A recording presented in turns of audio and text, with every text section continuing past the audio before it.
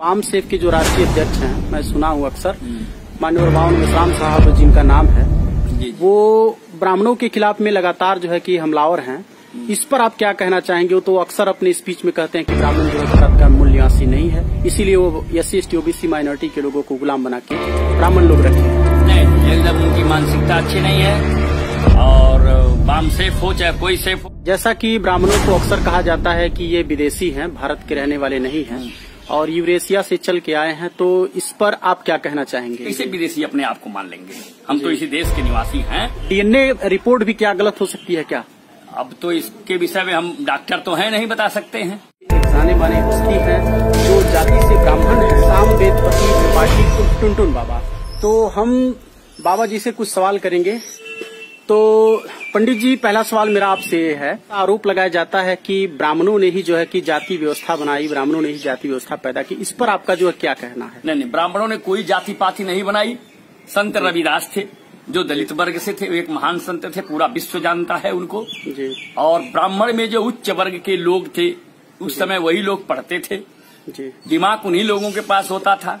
नहीं, जैसे मेरा ये प्रश्न था कि जैसे जाति व्यवस्था ब्राह्मणों ने बनाई, ऐसा लोगों का कहना है। जैसे मनुस्मृति मनु जी ने बनाई, मनु चूंकि ब्राह्मण थे, तो इस पर आपका क्या कहना? वास्तव में ब्राह्मणों ने जाति व्यवस्था बनाई या फिर? ब्राह्मण क्षत्रिय शूद्र वैश्य तो हमारे अंग में है जी। अब ब्राह्मण जो है हमारा ये ब्रह्म है और क्षत्रिय हमारी दोनों भुजाएं हैं और पेट हमारा वैश्य है और जो पैर हमारा है वो शूद्र है। तो शूद्र के फाउंडेशन पर हम खड़े हैं, तो सबसे पहले हमको पैर पे ही लोग प्रणाम करते हैं और उसी फाउंडेशन पर हम खड़े हैं। तो वर्ण व्यवस्था तो हमारे शरीर में ही है। क्या बनाए लोग इस पर हम विस्तृत नहीं बता सकते, लेकिन जो चीजें हमारे मनोमस्तिष्क में है, सबके पास ब्राह्मण क्षत्रिय और शूद्र वैश्य होने की क्षमता है और उनके नहीं तो मेरा एक और प्रश्न है कि जैसे मान लीजिए अगर शूद्र ब्राह्मण ठाकुर वैश्य शूद्र अगर एक व्यक्ति के शरीर में ही है, तो समाज में सबसे ज्यादा सम्मानीय ब्राह्मण ही क्यों है? आज उस युग में ब्राह्मण नहीं है। आज तो जो पढ़ रहा है वो उस पद को, उस कुर्सी को ले रहा है।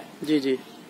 मैं इसका समर्थन नहीं करता हूँ। यदि दलित वर्ग का किसी भी वर्ग से जितनी जातियां हैं, 130-32 जातियां इस समय अनुसूचित जाति में हैं, वो अगर पढ़ती हैं तो आज CGM है, DJ है, IG है। आप कह रहे हैं कि पढ़ने के बाद लोगों को सम्मान मिलता है, तो अखिलेश सिंह यादव जी जो है कि देश विदेश से पढ़े हुए व्यक्ति हैं, B.Tech इंजीनियर हैं, और उन्होंने जब कुर्सी छोड़ी तो 21 मार्च 2017 को उनकी कुर्सी क्यों धुलवाई गई शूद्र समझ करके? तो क्या वो पढ़े लिखे नहीं थे? शूद्र समझ करके कुर्सी ने धुलवाई गई हो तो तुच्छ मानसिकता है, लेकिन ऐसा नहीं होना चाहिए था, हुआ है तो ये गलत है। मतलब आप ये स्वीकार कर रहे हैं कि समाज में जातियां हैं? नहीं, जातियां हैं, जातियां तो हैं, जातियां अभी कई पीढ़ी तक रहेंगी। तो क्या कोई ब्राह्मण इसको खत्म करने के लिए जो है कि आगे आएगा? मेरे जैसा ब्राह्मण है, मैं दलितों के साथ मिले के बैठता हूँ, सहभोज कार्यक्रम करता हूँ, हिंदू युवा वाहिनी का मैं पदाधिकारी हूँ। किस पद पे आप हैं? मैं मंडल प्रभारी हूँ यहाँ का। अच्छा, हिंदू युवा वाहिनी का मंडल प्रभारी हूँ, हुगली मंडल का।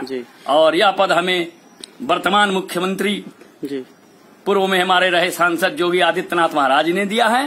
जी। और मेरे साथ ऐसा कुछ नहीं होता है, मेरी टीम के साथ ऐसा कुछ नहीं होता है।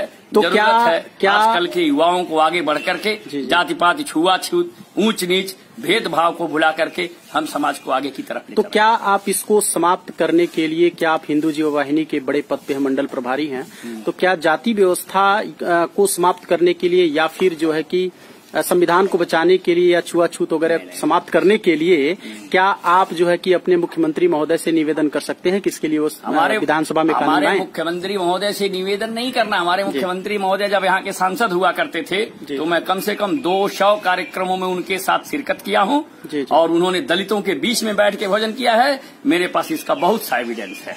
जी, एक मेरा और प्रश्न है, इम्पोर्टेंट प्रश्न है।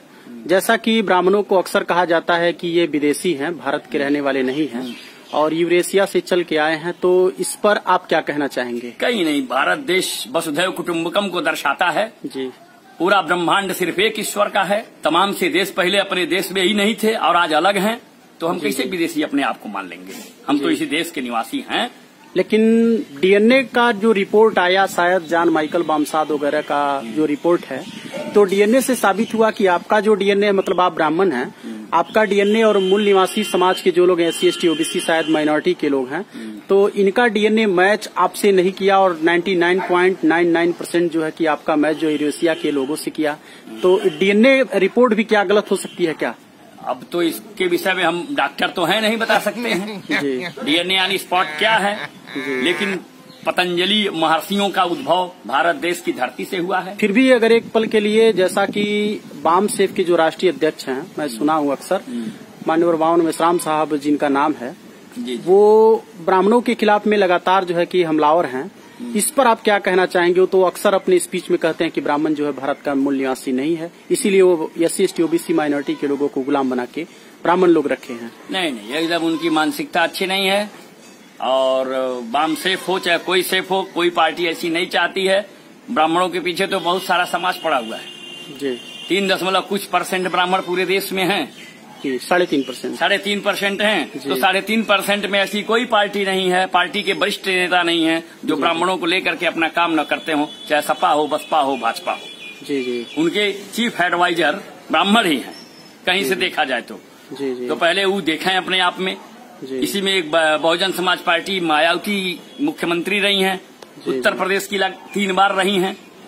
उनके जो है चीफ एडवाइजर सतीश चंद्र मिश्रा जी थे। वहीं से सुधार लाना चाहिए। उन्होंने क्यों रखा सतीश चंद्र मिश्रा को? जी।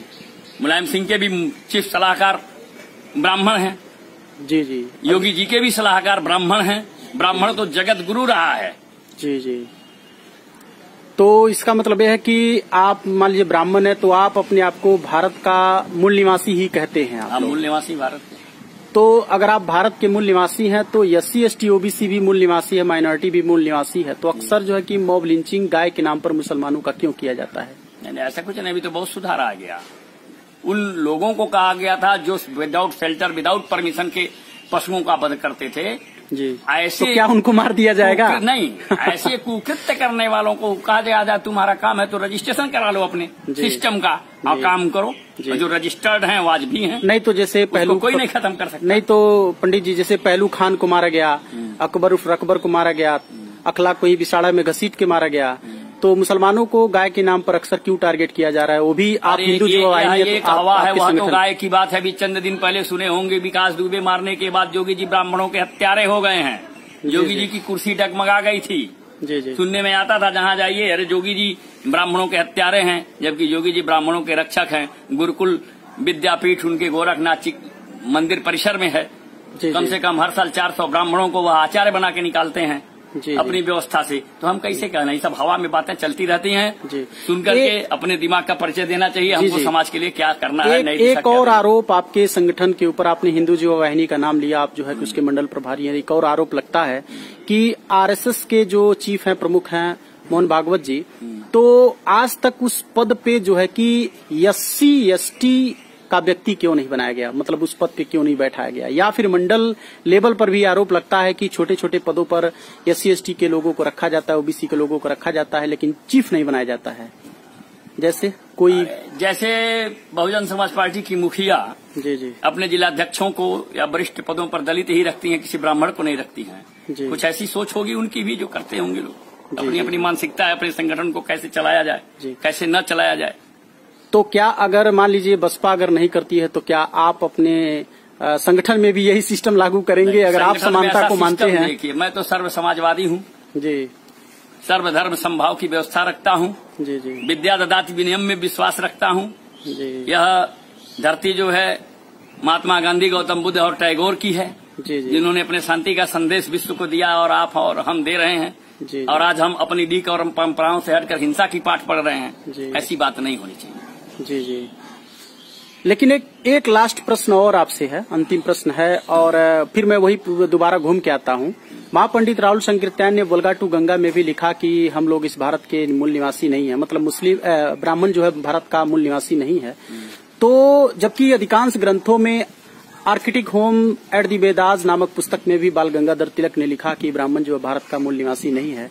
तो आप कैसे कह सकते हैं कि ब्राह्मण भारत का मूल निवासी है? अगर आप कहते हैं तो क्या वो लोग गलत थे, बाल गंगाधर तिलक? अब हमारी पीढ़ी 5000 वर्ष से तो है भारतवर्ष में जी। अब इसके पहले का इतिहास क्या है तो मैं नहीं जानता। मैं खुद पिंडी का निवासी हूँ, देवरिया जिले का जी। बाबा हमारे चल करके आए, 300 साल पहले। अच्छा अच्छा। 300 साल पहले पिताजी हमारे 102 वर्ष की अवस्था में अपनी इच्छानुसार अपने नियत समय पे इससे गोलोक गामी हो गए यहाँ से जी। तो 5000 वर्ष से यदि मैं यहाँ हूँ तो उसके पिछले का इतिहास तो मैं नहीं बता सकता जी जी कौन कहाँ का है, लेकिन जो जहाँ है वहाँ रह करके समाज को एक नई दिशा दे जी। तो एक सेकंड, एक और प्रश्न है कि जैसा कि कुछ लोग अभियान जो है आने वाले समय में छेड़ने वाले हैं, ब्राह्मण भगाओ, ये अभियान ऐसा सुनने में आ रहा है।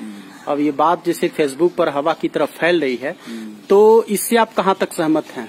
इससे हम सहमत हैं, भगा सकते हैं लोग जी, इसमें कोई दो राय नहीं है जी। लेकिन ब्राह्मण उतना ही मजबूत हो जाएगा जी जी। कैसे? इनकी योजनाएं फेल हो जाएंगी जी। यदि वो उच्च वर्ग का मानते हैं जी तो अपनी उच्च टेक्नोलॉजी को लगाएगा जी जी, तो कहीं नहले के दहले न पड़ जाए। अच्छा लगा आपका ये इंटरव्यू लेकर के, और हमारे साथ जुड़ने के लिए बहुत बहुत धन्यवाद आपका। आपको भी बहुत बहुत धन्यवाद। Thank you.